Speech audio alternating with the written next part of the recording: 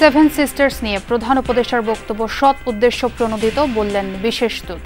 থাইল্যান্ডে বিমস্টেকের সাইডলাইনে ইউনুস মোদির বৈঠক হতে পারে শুক্রবার। There has been a record from our side and we certainly hope that this will take place. অত্যন্ত সদুদ্দেশ্য প্রণোদিত কথাই তিনি বলেছেন।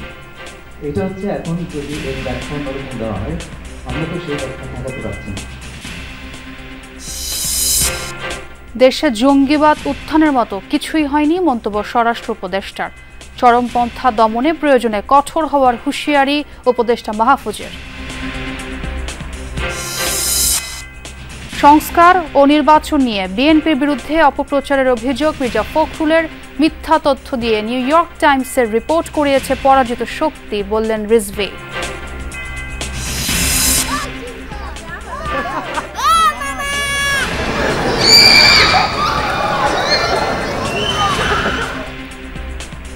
লম্বা ছুটি উদযাপনে চিড়িয়াখানায় মানুষের ঢল, আনন্দে মেতেছে শিশুরা। প্রকৃতির সান্নিধ্যে ঘুরে বেড়াচ্ছেন ভ্রমণ পিপাসুরা।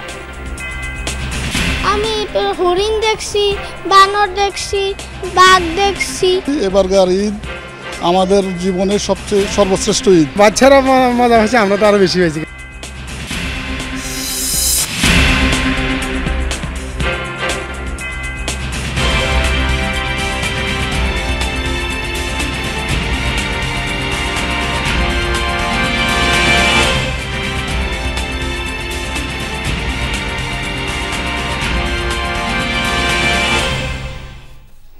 আমন্ত্রণ যমুনা নিউজে আপনাদের সঙ্গে আছি আমি ছোয়া খন্দকার। এতক্ষণ শিরোনামগুলো শুনছিলেন।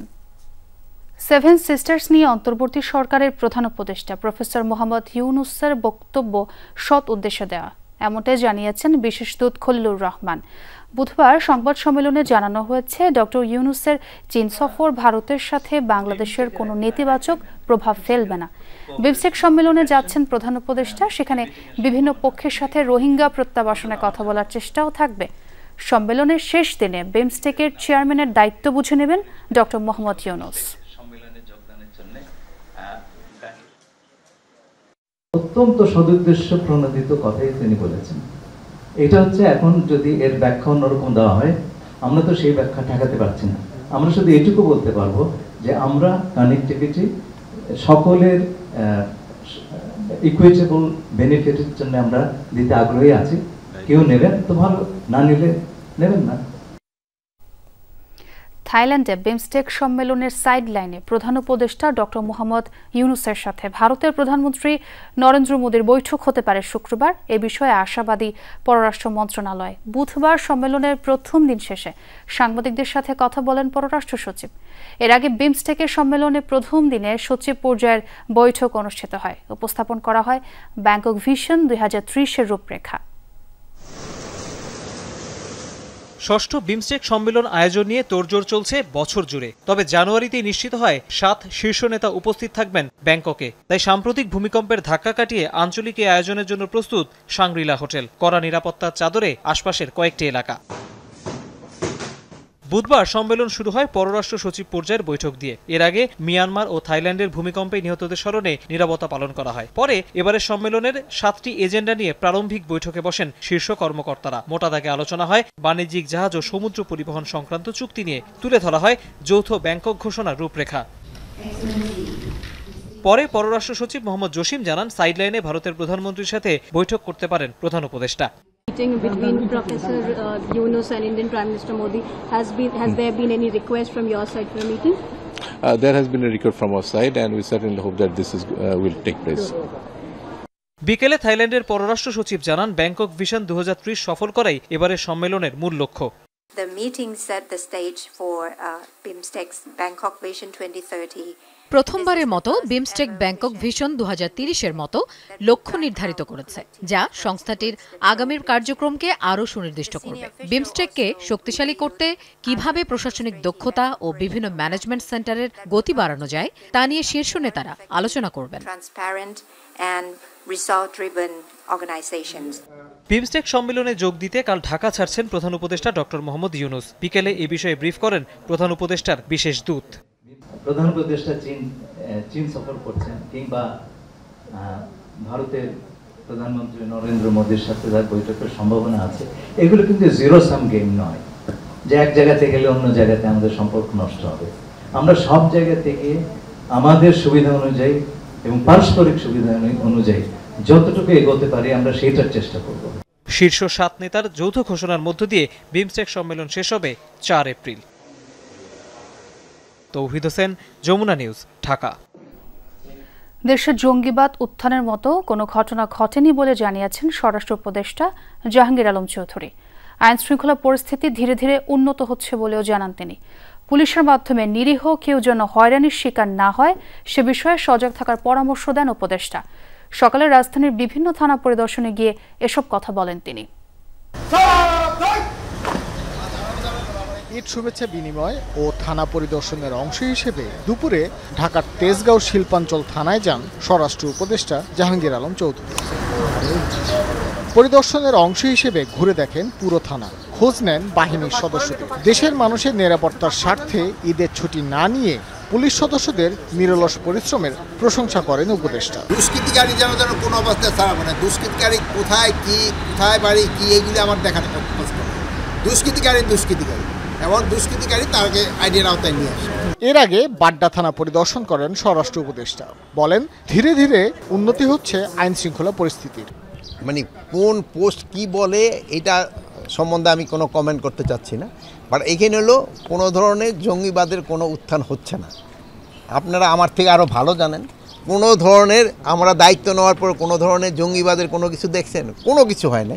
এবং আল্লাহ দিলে আপনারা যদি সবাই সহযোগিতা করেন জনগণ সাথে নিয়ে, আমরা যদি কোনো ধরনের কোনো সমস্যা হয় আমরা সবাই একসাথে মিলে সমাধান করব। গণ অভ্যুত্থানকে কেন্দ্র করে মিথ্যা মামলায় প্রতিপক্ষকে ফাঁসানোর অভিযোগ খতিয়ে দেখার কথা জানান উপদেষ্টা। এজাহারে নাম নাই না, এজাহারে অনেকের নাম আছে যারা এই হত্যাকাণ্ডের সাথে জড়িত না, ওই সময় তারা যে দেশে ছিল না তাদের নামও দিয়েছে। এটা একটা পার্টিকুলার কিছু সংখ্যক লোক কিছু ধরনের ইন্টারেস্টে কিছু এই কাজটা করছে। এটা যেন না হয় এই জন্য আমরা কিন্তু ইনভেস্টিগেশনটা খুব প্রপারভাবে করতেছি।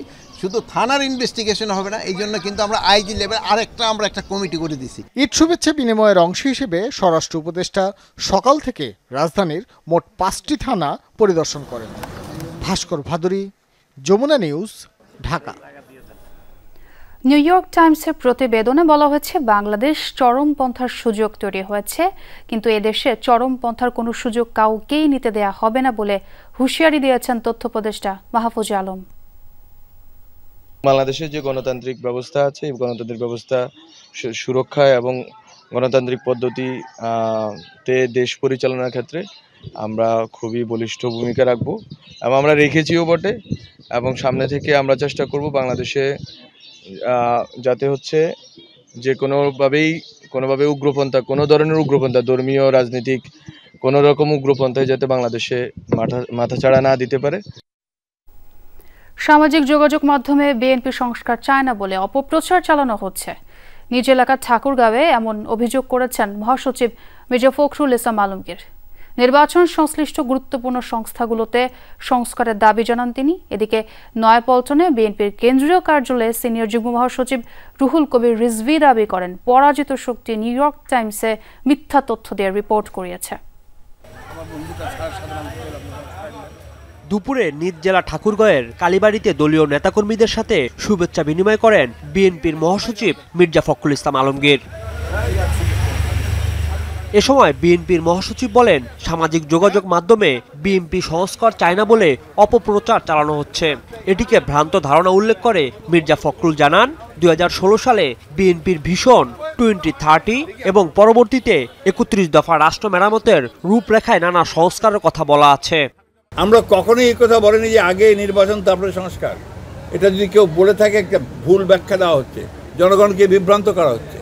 আমরা বলছি যে নির্বাচন সুষ্ঠু অবাধ নিরপেক্ষ নির্বাচনের জন্য ন্যূনতম যে সংস্কারগুলো করা দরকার সেটা করতে হবে। তিনি আরো বলেন, জনগণ চায় না এমন সংস্কার সমর্থন করে না বিএনপি। যারা এসছেন সংস্কারে খুব জ্ঞানী মানুষ, পণ্ডিত লোক, বিশাল বিশাল ইউনিভার্সিটি থেকে ডিগ্রি করে এসছেন, তারা দিচ্ছে, তাদেরকে আমরা শ্রদ্ধা করি, সম্মানও করি। কিন্তু তারা যদি জনগণের বাইরে গিয়ে কিছু করেন, সরি টু সে, আমরা সেটাকে সমর্থন করতে পারবো না। জনগণ যেটা চাইবে আমরা সেটাই সমর্থন করব। এদিকে সকালে নয়াপল্টনে বিএনপির কেন্দ্রীয় কার্যালয়ের এক প্রেস ব্রিফিংয়ে সিনিয়র যুগ্ম মহাসচিব বলেন, লুটপাটের টাকা ব্যবহার করে পরাজিত শক্তি বাংলাদেশকে কলঙ্কিত করার চেষ্টা করছে। নির্বাচনের রোডম্যাপ ঘোষণা করা না হলে ষড়যন্ত্র বাড়বে। নানা ধরনের যে অপতথ্য ছড়ানো হচ্ছে তার আরেকটি প্রমাণ হলো নিউ ইয়র্ক টাইমসে বাংলাদেশে আবার ইসলামী উগ্রবাদের উত্থান ইত্যাদি বলে আপনার যে প্রতিবেদন প্রকাশ হয়েছে আপনারা জানেন। তো এর পিছনে নিশ্চয়ই কারা জড়িত সেটাও বাংলাদেশের মানুষ জানে, এবং আজকে যারা পরাজিত শক্তি, সেই পরাজিত শক্তি এবং তাদেরকে যারা মদত দেয় তাদের যৌথ প্রচেষ্টা এর মধ্যে থাকবে। কোন দল কি করেছে, কত খারাপ, সেটা যদি উপদেষ্টারা বর্ণনা করতে থাকেন তাহলে তো দুর্ভাগ্যজনক। তাহলে তো আপনার কোনো এজেন্ডা নিয়ে কাজ করছে, আপনাদের গভীরে কোনো হয়তো মাস্টার প্ল্যান বা কোনো ধরনের অন্যরকম কোনো দুরভিসন্ধি আছে বলে আমাদের কাছে মনে হয়। যারা বিএনপির নাম ভাঙিয়ে অনৈতিক কাজ করছে তাদের বিরুদ্ধে দল থেকে কঠোর ব্যবস্থা নেওয়া হচ্ছে বলেও জানান রুহুল কবির রিজভী। যারা দুষ্কর্মের সাথে জড়িত তাদের বিরুদ্ধে মামলা করেছে। রাজীব আহমেদ, যমুনা নিউজ, ঢাকা। খালেদা জিয়ার পূর্ণাঙ্গ স্বাস্থ্য পরীক্ষা শুরু করেছে লন্ডন ক্লিনিকের চিকিৎসকরা। লন্ডনে অবস্থানরত বিএনপি চেয়ারপারসনের ব্যক্তিগত চিকিৎসক অধ্যাপক AJM জাহিদ হোসেন গণমাধ্যমকে একথা জানান। তিনি জানান, বুধবার থেকে আগামী 4 দিন খালেদা জিয়ার বিভিন্ন পরীক্ষা নিরীক্ষা হবে। দ্য লন্ডন ক্লিনিকের চিকিৎসকরা বাসায় ওনাকে দেখতে আসবেন।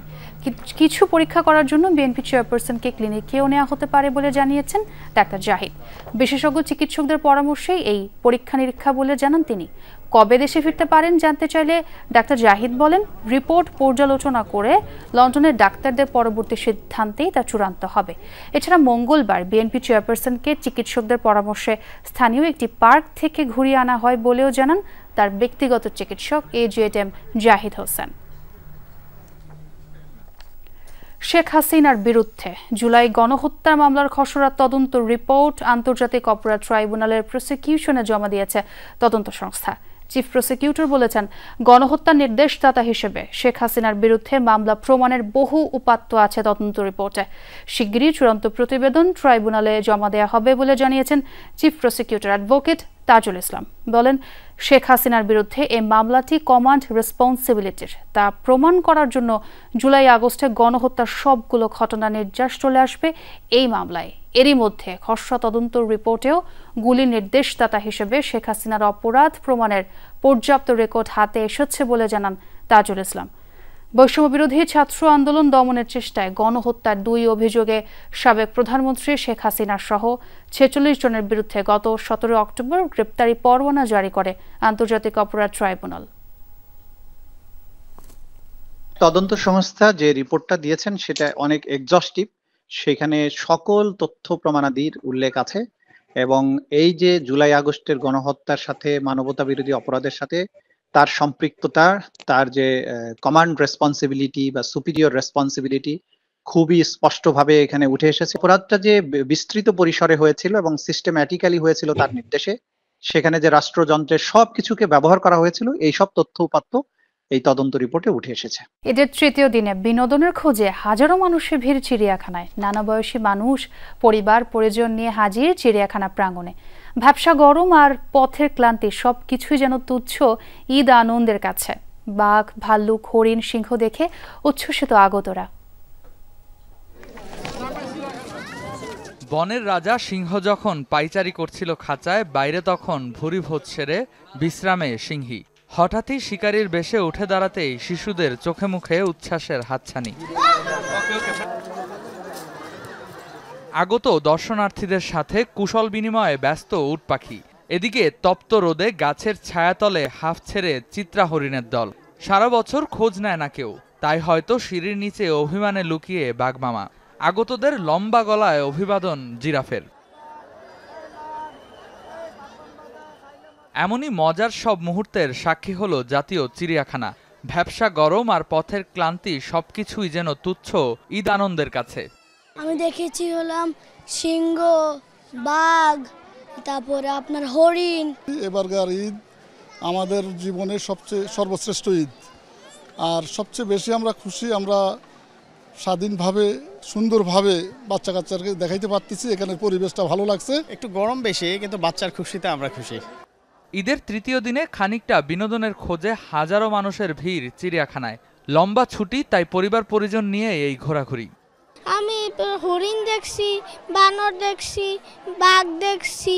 আমি দেখেছি ভাল্লুক, এরপরে হলো সাপ, এরপরে হরিণ। পরিবেশটা খুব সুন্দর, সব দিক পরিবার পরিষ্কার পরিচ্ছন্ন, ফ্যামিলি নিয়ে ঘুরে খুব মজা পাইতেছি। দর্শনার্থীদের নিরাপত্তায় চিড়িয়াখানায় নেওয়া হয়েছে বিশেষ ব্যবস্থা। দিনে প্রায় লক্ষাধিক দর্শনার্থী ঘুরে বেড়াবেন চিড়িয়াখানায়, সেই প্রত্যাশাই কর্তৃপক্ষের। সকাল ৯টা থেকে সন্ধ্যা ৬টা পর্যন্ত স্বাভাবিক সময়েই দর্শনার্থীদের জন্য খোলা থাকবে চিড়িয়াখানা। ঢাকার যান্ত্রিক জীবনের কর্মব্যস্ততায় খুব একটা বিনোদনের সুযোগ পান না নগরবাসী। তাই তো ঈদের ছুটিতেই হাজারো মানুষের ভিড়ে উপভোগ করতে এসেছেন চিড়িয়াখানায়। অভিভাবকরা বলছেন শিশুদের আনন্দটুকুই যেন তাদের সবচেয়ে বড় প্রাপ্তি। রেদওয়ান আহমেদ, যমুনা নিউজ, ঢাকা। তৃতীয় দিনেও জমজমাট ঈদ আনন্দ রাজধানীবাসীর। আগারগাঁওয়ের বাংলাদেশ বিমান বাহিনী জাদুঘরে বিমান আর হেলিকপ্টার দেখার আনন্দ ছোটদের।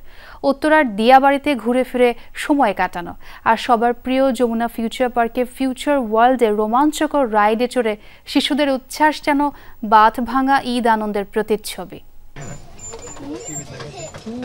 ককপিটে বসেছে খুদে পাইলট, কেউ চালাচ্ছে MiG-21, কেউ উড়িয়ে নিচ্ছে মুক্তিযুদ্ধের ঐতিহাসিক অপারেশন কিলো ফ্লাইটের অটার বিমান।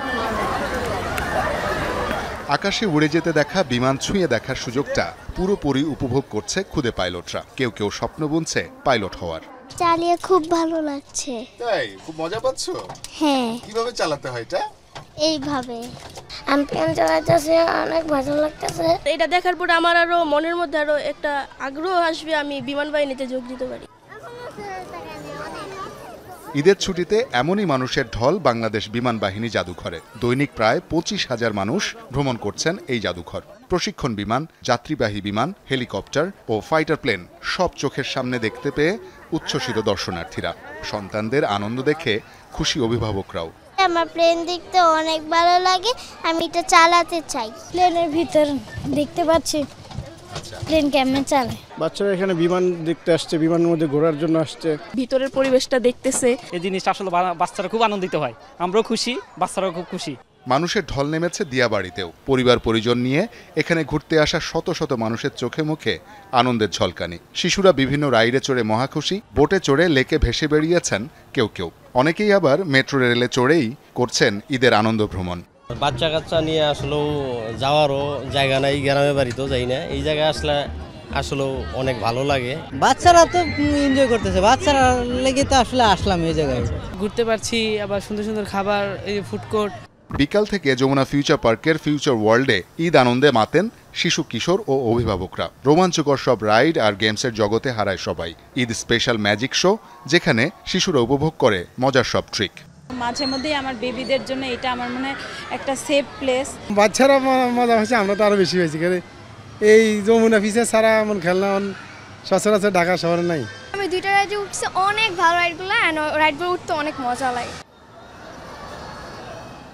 ব্লকবাস্টার সিনেমা, ফুড কার্টের খাবার আর ফিউচার ওয়ার্ল্ডের রাইডের আনন্দ চলে রাত অবধি। শওকত মঞ্জু শান্ত, যমুনা নিউজ, ঢাকা। ঈদের তৃতীয় দিনেও কমলাপুর রেল স্টেশনে দেখা মিলেছে ঘরমুখো মানুষের। তবে আজ সমাগম কিছুটা কম। দক্ষিণ ও উত্তরাঞ্চলের সব ট্রেনই স্টেশন ছেড়েছে সময় মতো। বাস স্ট্যান্ডেও কমেছে যাত্রীর চাপ। তারা জানিয়েছেন ঈদের আগে যাত্রার ঝুঁকি ঝামেলা থেকে কিছুটা নিস্তার পেতেই এ সময় বাড়ি যাচ্ছেন। তবে গাড়ির সংখ্যা কম থাকায় ভাড়া কিছুটা বেশি নেওয়া হচ্ছে বলেও অভিযোগ তাদের। ঈদের ছুটি টানা 9 দিন, তাই রাজধানীতে ঈদ উদযাপন করেও স্বজনদের সাথে সময় কাটাতে বাড়ি যাওয়ার সুযোগ মিলেছে এবার। তবে বুধবার এই চাপ কিছুটা কমেছে। কমলাপুর রেল স্টেশনে ভোর থেকে ট্রেনে বাড়ি ফেরার জন্য হাজির হন অনেক যাত্রী। স্বস্তিতে যাতায়াতের জন্য বেছে নিয়েছেন ঈদ পরবর্তী যাত্রা। যথাসময়ে ছেড়েছে ট্রেন। যাত্রীরা জানান ফাঁকা ঢাকা উপভোগ করে স্বস্তিতে বাড়ি যেতে চান বলেই কিছুটা পরে রাজধানী ছাড়ছেন। বগুড়া যাইতেছি ঘুরতে। কাউন্টার থেকে কাটা হয়েছে, আরামদায়কভাবে যাওয়া হচ্ছে। ঈদের আগে বাচ্চা নিয়ে যাইতে পারি, অনেক ভিড় ছিল। ঈদের সময় অনেক ঝামেলা থাকে, তারপরে লোকজন বেশি থাকে, একটা যানজট থাকে অনেক সময়। আর ঈদের পরে একটু রিল্যাক্স থাকা যায়। খাদের উপরেও মানুষ যায়, তারপরে ট্রেনের ভিতরে পা রাখারও জায়গা পাওয়া যায় না। তো এই এখনের জার্নিটা অনেক মজার। বাস টার্মিনালেও নেই তেমন কোলাহল। যাত্রীদের কেউ কেউ অভিযোগ করেছেন গাড়ি কম থাকার সুযোগে বাসের ভাড়া বাড়িয়ে দেয়া হয়েছে।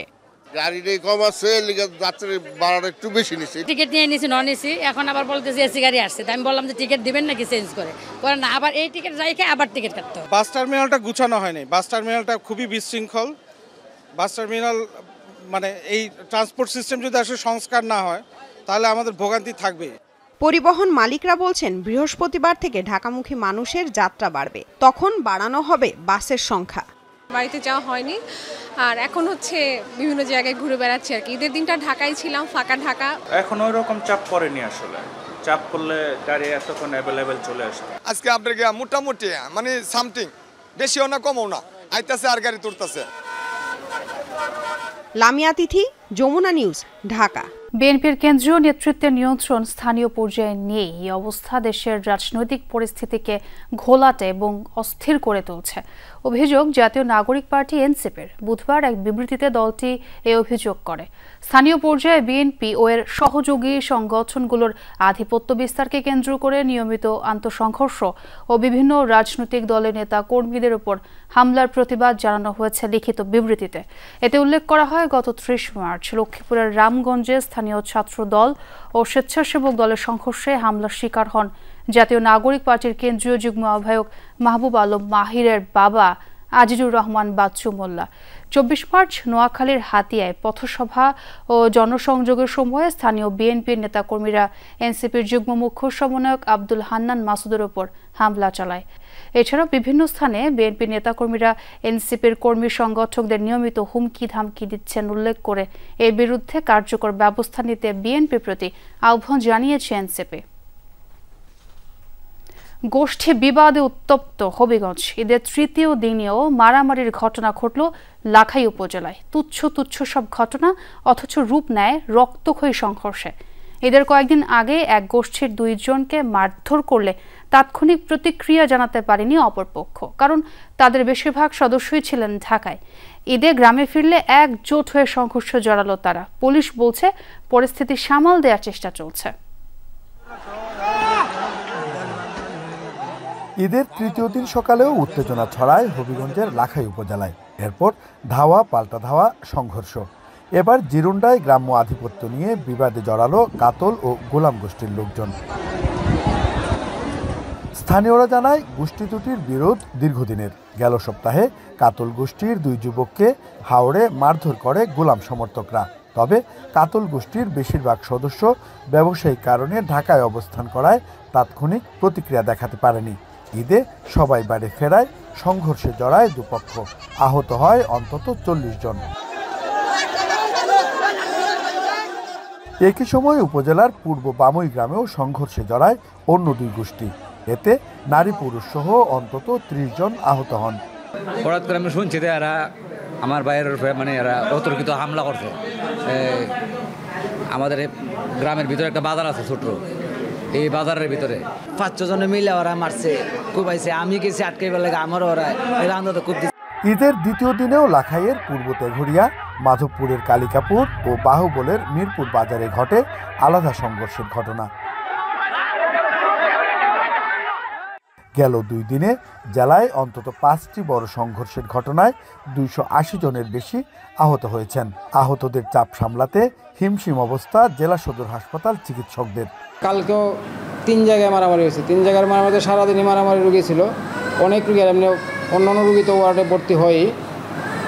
তো সব মিলে আসলে আমাদের চিকিৎসা দিতে একটু হিমশিম খাইতে হয়। পুলিশ বলছে, ঈদে সবাই এলাকায় ফিরে আসায় ছোটখাটো ঘটনাকে কেন্দ্র করেই সংঘর্ষ হচ্ছে। তবে লাখাই সংঘর্ষের জন্য ভবিষ্যতে আরও সতর্ক থাকার কথা জানিয়েছেন পুলিশ সুপার। সবগুলো সংঘর্ষেই খুব ছোট ছোট বিষয়ে, কখনো কখনো বাইরের কোনো ঘটনাকে কেন্দ্র করে তারা দেশের বাড়িতে এসে এই ঘটনাগুলো ঘটাচ্ছে। তো লাখাইয়ের ঘটনায় আমাদের 17 জনকে অ্যারেস্ট করা হয়েছে। আমাদের বাহুবল মিরপুরের ঘটনার অ্যারেস্ট আছে। সংঘর্ষের ঘটনায় এখন পর্যন্ত 20 জনের বেশি জড়িতকে আটক করেছে পুলিশ। প্রদীপ দাস সাগর, যমুনা নিউজ, হবিগঞ্জ। নেত্রকোনার 2 উপজেলায় আলাদা সংঘর্ষে আহত হয়েছেন অন্তত 85 জন। বাড়িঘরে ভাঙচুরের পাশাপাশি দেয়া হয় আগুন। দুপুরে খালিয়াজুড়ি পাছাট গ্রামে পূর্ব শত্রুতার জেরে দুপক্ষের সংঘর্ষে আহত হন অন্তত 50 জন। সংঘাতের খবর পেয়ে পুলিশ গিয়ে পরিস্থিতি নিয়ন্ত্রণে আনে। আহতদের খালিয়াজুড়ি উপজেলা স্বাস্থ্য কমপ্লেক্স সহ বিভিন্ন হাসপাতালে নেওয়া হয়। এদিকে কেন্দুয়া উপজেলার বলাইশিমুল ও ছবিলা গ্রামে তুচ্ছ ঘটনার জেরে সংঘর্ষে জড়ায় দুপক্ষ। পুলিশ জানায় বলাইশিমুল দক্ষিণপাড়া গ্রামের তাহাজ্জুদ মিয়া ও ছবিলা গ্রামের এজহারুল মিয়ার মধ্যে ঈদের দিন বিকেলে কথা কাটাকাটি হয়। এর জেরে এলাকায় মাইকিং করে সংঘাতে জড়ায় দুপক্ষের লোকজন। আহত হন অন্তত 35 জন। এ সময় 6টি বাড়িতে ভাঙচুর ও লুটপাট করা হয়। আগুন দেওয়া হয় 2টি বাড়িতে। ফায়ার সার্ভিস গিয়ে আগুন নিয়ন্ত্রণে আনে।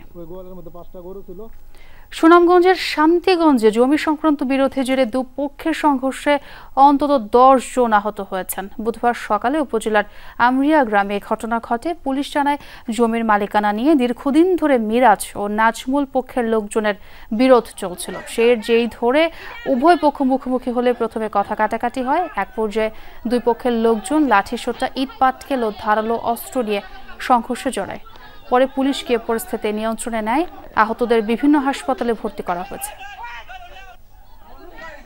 গোপালগঞ্জের মুকসুদপুরে পূর্ব শত্রুতার জের ধরে দুপক্ষের সংঘর্ষে অন্তত 35 জন আহত হয়েছেন।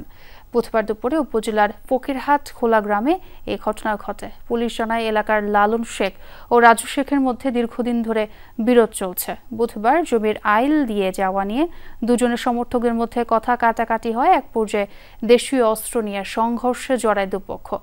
ঘণ্টাব্যাপী চলা সংঘর্ষে আহত হন অন্তত 35 জন। 8টি বাড়িতে ভাঙচুর ও লুটপাট করা হয়। খবর পেয়ে পুলিশকে পরিস্থিতি নিয়ন্ত্রণে আনে। ঝিনাইদহের কোটচাঁদপুরে আসামি আটকের জের ধরে থানায় অবস্থান নিয়ে বিক্ষোভ করেছেন মৎস্যজীবীরা। স্থানীয়রা জানায় উপজেলার জয়দিয়া বাওর পুনরায় ইজারা না দিয়ে স্থানীয় মৎস্যজীবীদের দেয়ার দাবিতে মঙ্গলবার বিক্ষোভ করে হালদার সম্প্রদায়। এক পর্যায়ে রামচন্দ্রপুর মৎস্যজীবী সমবায় সমিতির সভাপতির কার্যালয়ে ভাঙচুর চালানো হয়। 5টি নৌকা সহ অফিস ভাঙচুর ও আগুন দেওয়ার পাশাপাশি অভিযোগ ওঠে লুটপাটেরও। পিটিয়ে আহত করা হয় কয়েকজনকে। এ ঘটনায় মামলা হয়। পরে 3 জনকে আটক করে পুলিশ। এই খবর ছড়িয়ে পড়লে বুধবার থানায় অবস্থান নিয়ে বিক্ষোভ করেন মৎস্যজীবীরা। পরে স্থানীয় বিএনপি নেতৃবৃন্দের হস্তক্ষেপে পরিস্থিতি শান্ত হয়। মালয়েশিয়ায় বৈবাহিক সূত্রে স্থায়ী বাসিন্দা হওয়ার প্রায় 12,000 আবেদনের নিষ্পত্তি করেছে দেশটির অভিবাসন বিভাগ। কর্তৃপক্ষ জানায় 10 বছরেরও বেশি সময় ধরে অমীমাংসিত ছিল আবেদনগুলো। এরই মধ্যে প্রায় 6,000 আবেদনের সিদ্ধান্ত হস্তান্তর করেছে বিভাগটি। তৈরি করা হয়েছে বিশেষ কমিটি। লক্ষ্য আগামী 6 মাসের মধ্যে আটকে থাকা সকল আবেদনের সুরাহা করা। কর্তৃপক্ষ আরও জানায় প্রবেশের অনুমতি পেতে ইচ্ছুক বিদেশি দম্পতিদের ইমিগ্রেশন বিভাগ কর্তৃক নির্ধারিত শর্তাবলী পূরণ করতে হবে, যার মধ্যে 5 বছর ধরে দেশটিতে বসবাস করা অন্যতম। তবে সেপ্টেম্বর মাস থেকে বিদেশি নারীদের জন্য এ সময় কমিয়ে 3 বছর করা হবে। পুরুষদের জন্য এই সময়সীমা থাকবে অপরিবর্তিত। সংযুক্ত আরব আমিরাতে গো অন কনসালটেন্টস ও MAR ডকুমেন্টস ক্লিয়ারেন্স নামের 2টি বাংলাদেশি মালিকানাধীন প্রতিষ্ঠান উদ্বোধন করা হয়েছে। এ সময় প্রতিষ্ঠান 2টি প্রবাসী বাংলাদেশিদের নানাবিধ সেবা প্রদান করে থাকে বলে জানায় মালিকপক্ষ, যার মধ্যে visa processing, documents clearance, work permit processing ও আইনি সহায়তা অন্যতম। অনুষ্ঠানে বাংলাদেশের শীর্ষস্থানীয় আলেম ও দুবাই আওকাপের ইমামগণ সহ প্রবাসীদের উপস্থিতি লক্ষ্য করা যায়। মানুষ প্রতারিত যেন না হয় তার জন্য একুশ আমরা উদ্বোধন করছি। এবং আমরা শুধু বাংলাদেশ না, আমরা থাইল্যান্ড, ভিয়েতনাম, ইন্দোনেশিয়া, চায়না, সারা ওয়ার্ল্ডে ইনশাল্লাহ আমরা এই সেবামূলক প্রতিষ্ঠান চালু করবো ইনশাল্লাহ। সংযুক্ত আরব আমিরাতের শারজায় আল তাউস গ্রুপ অফ কোম্পানির উদ্যোগে একটি মোবাইলের দোকান উদ্বোধন করা হয়েছে। অনুষ্ঠানে ফিতা কেটে প্রতিষ্ঠানের উদ্বোধন করেন বাংলাদেশ সমিতির শারজা সভাপতি MA বাশার এবং স্বত্বাধিকারী মোহাম্মদ বদিউল আলম। উপস্থিত ছিলেন কমিউনিটি ব্যক্তিত্ব ব্যবসায়ী শাহাদাত হোসেন ও ইঞ্জিনিয়ার করিমুল হক সহ বিপুল সংখ্যক প্রবাসী। দিন দিন বাংলাদেশি উদ্যোক্তার সংখ্যা বৃদ্ধি পাওয়ায় খুশি অতিথিরা। তবে বর্তমানে আরব আমিরাতের সাময়িকভাবে বন্ধ রয়েছে বাংলাদেশিদের সকল ভিসা। এ সমস্যার সমাধান হলে বাংলাদেশি মালিকানাধীন প্রতিষ্ঠানের সংখ্যা আরও বৃদ্ধি পাবে বলে আশা প্রবাসীদের। অনেক সমস্যার মাঝেও আমরা এই ব্যবসা প্রতিষ্ঠানকে তিলে তিলে করে গড়ে তোলার চেষ্টা করতেছি, যাতে বাংলাদেশের রেমিটার্সের শক্ত হাত হয়। বাংলাদেশিরা এখানের মধ্যে প্রচুর ব্যবসা করতেছে এবং এই ব্যবসার মাধ্যমে বাংলাদেশের অনেক রেমিটেন্স প্রবাহ হচ্ছে। সৌদি আরবে নিজের বলার মতো একটা গল্প ফাউন্ডেশনের উদ্যোগে ঈদ পুনর্মিলনী অনুষ্ঠিত হয়েছে। দেশটির রাজধানী রিয়াদে অনুষ্ঠিত এই আয়োজনে বক্তব্য রাখেন ফাউন্ডেশনের কোর ভলান্টিয়ার হাজি ফরিদ হোসাইন, আব্দুল কাদের, কান্ট্রি অ্যাম্বাসেডর মেহেদি হাসান, আলী মর্তুজা, মিঠু শিকদার, মোহাম্মদ স্বপন মিয়া, সাংবাদিক সেলিম উদ্দিন, জাহাঙ্গীর আলম সহ আরও অনেকে। বক্তারা বলেন, নিজের বলার মতো একটি গল্প ফাউন্ডেশন হাতে কলমে উদ্যোক্তা তৈরির প্রশিক্ষণ দিয়ে থাকে। এর মাধ্যমে অনেকেই উদ্যোক্তা হিসেবে প্রতিষ্ঠিত হতে পেরেছে। আলোচনা ছাড়াও অনুষ্ঠানে ছিল ঈদের গান, রাফেল ড্র, পুরস্কার বিতরণ সহ নানা আয়োজন। অনুষ্ঠানটি যৌথভাবে সঞ্চালনা করেন দিন ইসলাম ও মালিক মোল্লা। নিজের বলার মতো একটা গল্প ফাউন্ডেশন রিয়াদ টিম কর্তৃক আয়োজিত আজকের ঈদ পুনর্মিলনী অনুষ্ঠানে যারাই অংশগ্রহণ করেছেন সবাইকে জানাচ্ছি আমরা আন্তরিক মোবারকবাদ। আপনারা সকলেই অবগত আছেন, নিজের বলার মতো একটি গল্প ফাউন্ডেশন একটি উদ্যোক্তা তৈরি কেন্দ্র। এখানে আমাদের উদ্যোক্তা হওয়ার পাশাপাশি কিভাবে একজন ভালো মানুষ হওয়া যায় সেই বিষয়ে প্রশিক্ষণ দিয়ে থাকেন ফাউন্ডেশনের প্রতিষ্ঠাতা চেয়ারম্যান জনাব ইকবাল বাহার জাহিদ স্যার। ভূমিকম্প বিধ্বস্ত মিয়ানমারে বিদ্রোহী গোষ্ঠীগুলোর সাথে 20 দিনের সাময়িক যুদ্ধবিরতি ঘোষণা করেছে জান্তা সরকার। উদ্ধার কাজ, ত্রাণ সংক্রান্ত এবং পুনর্বাসন প্রক্রিয়া সফল করতে আগামী 22 এপ্রিল পর্যন্ত কার্যকর থাকবে যুদ্ধবিরতি। বুধবার রাষ্ট্রীয় সম্প্রচার মাধ্যম MRTV নিশ্চিত করে তথ্যটি। ভূমিকম্পে নিহতদের প্রতি সমবেদনা প্রকাশ করতেই এই সিদ্ধান্ত বলে জানিয়েছে গণমাধ্যমটি। গেল শুক্রবার 7.7 মাত্রার শক্তিশালী ভূমিকম্প আঘাত হানে মিয়ানমারে। প্রাণ যায় 3000-এরও বেশি মানুষের। 2021 সালে গণতন্ত্রপন্থী নেত্রী অং সান সুচির সরকারকে হটিয়ে অভ্যুত্থানের মাধ্যমে ক্ষমতা দখল করে মিয়ানমারের সামরিক বাহিনী। নওগাঁয় জুলাই গণঅভ্যুত্থান পরবর্তী বাংলাদেশ জাতীয় ঐক্য ও রাষ্ট্র সংস্কার ভাবনার শীর্ষক আলোচনা সভা অনুষ্ঠিত হয়েছে। বুধবার বিকেলে পত্নীতলা উপজেলা পরিষদ হল রুমে এই সভার আয়োজন করে জাতীয় নাগরিক পার্টি উপজেলা শাখা। প্রধান অতিথি ছিলেন পার্টির যুগ্ম আহ্বায়ক মনিরা শারমিন। অনুষ্ঠানের শুরুতে অভ্যুত্থানে শহীদের প্রতি শ্রদ্ধা জানানো হয়। পরে স্বৈরাচার ও তাদের দোসরদের বিচার নিশ্চিত করা, সংস্কার, নির্বাচন ও নতুন বাংলাদেশ গঠনের উপর গুরুত্বারোপ করেন বক্তারা। সভায় এবি পার্টির সহ সাংগঠনিক সম্পাদক অ্যাডভোকেট কাজী আতিকুর রহমান সহ বিভিন্ন রাজনৈতিক দলের নেতাকর্মীরা উপস্থিত ছিলেন। 2014 সালে একতরফা নির্বাচনে যারা নির্বাচিত হয়েছে, 18 সালে যারা রাতের ভোটে নির্বাচিত হয়েছে, প্রত্যেকের গলায় ফাঁসির দড়ি পড়ুক।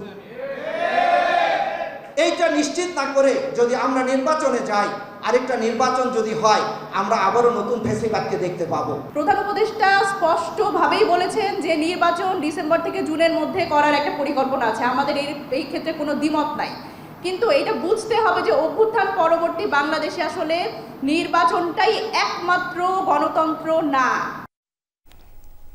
খুলনায় সরকারি বিএল কলেজে হয়ে গেল শাখা ছাত্রদলের সাবেক নেতাদের পুনর্মিলনী। বুধবার সকাল থেকে নেতাকর্মীদের পদচারণায় মুখর হয়ে ওঠে কলেজ প্রাঙ্গণ। বের করা হয় বর্ণাঢ্য শোভাযাত্রা। ক্যাম্পাস ও দৌলতপুরের বিভিন্ন সড়ক প্রদক্ষিণ করে শোভাযাত্রাটি। এ সময় সাবেক ছাত্রদল নেতারা বলেন, তারা এমন একটি দেশ করতে চান যেখানে ধর্ম, বর্ণ, ধনী গরিবের মধ্যে কোনো বৈষম্য থাকবে না। সবাই মিলে দেশকে এগিয়ে নেওয়ার প্রত্যাশা জানান তারা। নবীনবরণ ও কৃতি শিক্ষার্থীদের সংবর্ধনা দিয়েছে ডুমুরিয়া উপজেলা পাবলিক বিশ্ববিদ্যালয় ছাত্র কল্যাণ সমিতি। মঙ্গলবার ডুমুরিয়া উপজেলা পরিষদের শহীদ জোবায়েদ আলী মিলনায়তনে এই আয়োজন করা হয়। অনুষ্ঠানে 2023-24 ও 2024-25 সেশনে পাবলিক বিশ্ববিদ্যালয় ও সরকারি মেডিকেল কলেজে চান্স পাওয়া শিক্ষার্থী এবং জাতীয় বিজ্ঞান ও প্রযুক্তি ফেলোশিপ পাওয়া 2 শিক্ষার্থীকে সংবর্ধনা দেওয়া হয়। অনুষ্ঠানে ডুমুরিয়া পাবলিকিয়ান সংগঠনের 1 দশক পূর্তিতে শিক্ষার্থীদের নিয়ে কেক কাটেন অতিথিরা। আয়োজনে ডুমুরিয়া উপজেলার প্রায় ৩০০ শিক্ষার্থী ও অভিভাবক উপস্থিত ছিলেন। ডুমুরিয়ার কৃতি সন্তানরা বলেন, শিক্ষায় ডুমুরিয়া উপজেলা এগিয়ে নিতে বিশ্ববিদ্যালয় পড়ুয়ার সাবেক ও বর্তমান শিক্ষার্থীদের অগ্রণী ভূমিকা রাখতে হবে। ঈদের তৃতীয় দিনে নরসিংদীর নাগরিয়াকান্দিতে মেঘনা নদীর তীরে বিনোদন প্রেমীদের উপচে পড়া ভিড়। নদীর তীরে গড়ে উঠেছে বেশ কয়েকটি নান্দনিক পার্ক ও রেস্তোরাঁ। এসব পার্কে দর্শনার্থীরা মেতে ওঠে ঈদ আনন্দে। নাগরদোলার রিমঝিম ট্রেন সহ বিভিন্ন রাইডে চড়ে আনন্দ উপভোগ করছেন দর্শনার্থীরা। রয়েছে হরেক রকমের স্ট্রিট ফুডের দোকান। সড়কের পাশে পসরা সাজিয়ে বসেছে বিভিন্ন দোকানিরা। অনলাইনে মানে যেরকম দেখে আসছি মানে রিয়েল এরকমই সুন্দর, মানে ফুল দিয়ে তো সাজানো, অনেক ভালো লাগতেছে। মনোরম একটা পরিবেশ আছে, লোকজন দেখা গেলে বোঝাই যায় আসলে ভালো একটা জায়গা।